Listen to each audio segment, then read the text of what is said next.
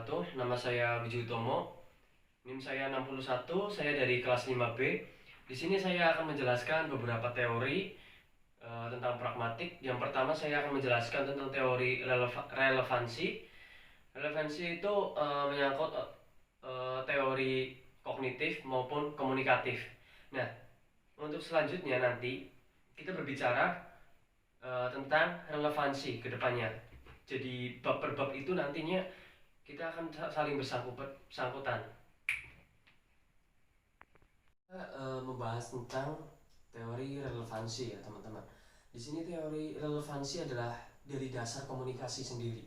Jadi ketika orang berkomunikasi itu akan nyambung atau akan tersampaikan pesannya ketika sang pembicara dan pendengar itu memahami apa yang dibicarakan dan apa ya ilmunya juga tahu, seenggaknya mereka tahu apa yang diobrolkan. Itu terjadinya komunikasi yang baik. Nah, untuk selanjutnya itu ada teori kognisi ya. Teori kognisi itu dari hubungan antara seseorang dan sesuatu. Jadi mereka berpaduan antara seseorang dan sesuatu, membicarakan apa, komunikasinya itu seperti apa. Nah, untuk selanjutnya kita berbicara tentang teori pragmatik dan pikiran. Apa sambungannya antara pragmatik dan pikiran? Ketika manusia berrelatif itu ketika manusia dengan sadarnya membicarakan atau berpikir tentang kesadarannya tentang teori apa yang dibicarakan dengan manusia. Ya, untuk teori yang ketiga itu ada tindak tutur. Maksudnya bentuk-bentuk pragmatik yang ini secara tindak tutur itu ada tiga. Yang pertama itu ada ilokusi, itu ketika ya maaf, itu tadi lokusi ya, bukan ilokusi tapi lokusi itu ketika kita berbicara kepada orang itu menyatakan sesuatu. Contohnya ketika saya berbicara sama teman atau si A, saya memanggil dan berbicara sama si A, pasti ada sesuatu yang akan disampaikan. Ada tujuannya saya berbicara dengan dia untuk mungkin memberitahu atau memberi informasi atau apa. Nah, untuk yang kedua itu ada ilokusi ya. Ini baru ilokusi teman-teman itu uh, menyatakan sebuah apa ya, kayak pendapat ke teman.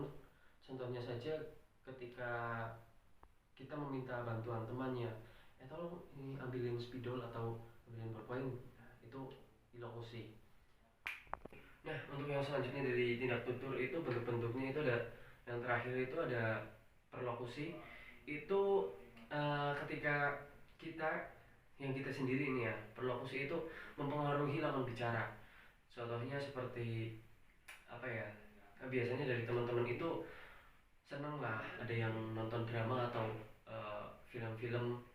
Nah, dari adegan tersebut kan pasti ada yang antagonis, dan pasti yang antagonis itu mempengaruhi temannya untuk ikut membenci atau ikut berbuat buruk demi keuntungannya diri sendiri. Itu mempengaruhi, itu namanya perlokusi ya teman-teman.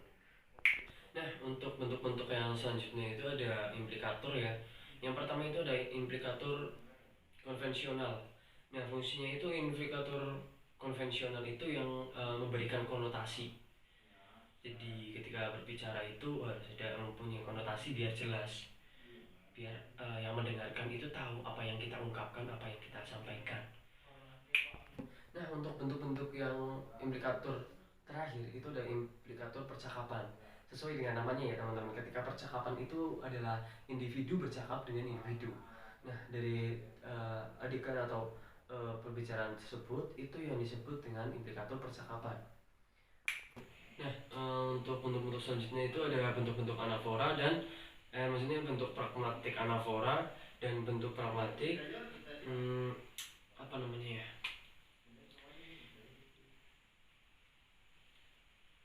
Ya, yang bentuk selanjutnya itu ada bentuk katafora. Nah, teori yang selanjutnya itu ada teori lokusi dan perlokusi. Apa itu lokusi? Nah, lokusi itu adalah suatu ujaran untuk mengungkapkan atau uh,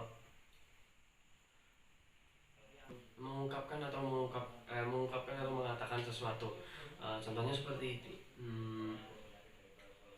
besok hari Selasa tim kita ada sparring dengan sebelah desa. Nah, itu contohnya seperti itu. Nah, untuk ilokus itu adalah suatu ungkapan yang disertai dengan tindakan. Contohnya seperti ini, teman-teman. Uh, siapa? Satria adalah seorang yang berprestasi. Minggu depan atau pekan depan dia akan melanjutkan beasiswanya ke Singapura. Nah, untuk perlokusi itu adalah suatu ujaran untuk mempengaruhi orang lain. Contohnya seperti ini. Satria adalah orang yang giat untuk berlatih sepak bola sehingga dia menjadi bintang idola atau bintang lapangan. Untuk selanjutnya kita membahas ini teori yang terakhir ya, teman-teman. Ini membahas tentang implikatur konvensional dan percakapan. Apa itu implikatur konvensional? Itu adalah percakapan yang mengandung suatu yang ditangkap secara langsung. Nah, untuk implikatur percakapan itu adalah implikatur yang dikatakan atau diungkapkan lewat ekspresi. Jadi ketika orang berbicara dengan ekspresinya itu tidak mungkin bohong. Nah, mungkin dari teman-teman pernah ya berpikir atau sekarang berpikir apa sih perbedaan antara implikatur konvensional dan implikatur percakapan. Nah, bedanya di sini, teman-teman. Implikatur konvensional itu menekankan di sebuah ujaran apa yang kita ujarkan.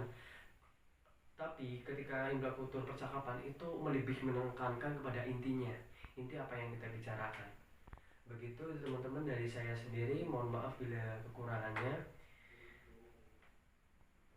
Wassalamualaikum warahmatullahi wabarakatuh.